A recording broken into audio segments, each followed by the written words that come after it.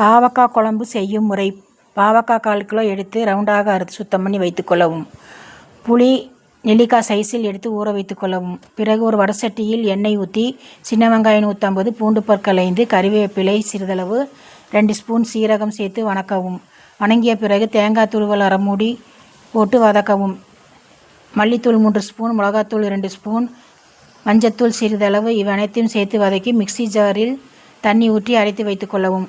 ஒரு வடசட்டியில் சமையல் நல்லெண்ணெய் ஊற்றி அதில் சிறிதளவு வெந்தயம், நறுக்கிய வெங்காயம் சிறிதளவு, வரமிளகாய் 2, கறிவேப்பிலை சேர்த்து வணக்கவும். வணங்கிய பிறகு அறுத்து வைத்த பாவக்காயை நன்றாக எண்ணெயில் வதக்கிய பிறகு கரைத்து வைத்த புளியை ஊற்றி புளியில் 1/2 வேக்காடு வேக வேண்டும்.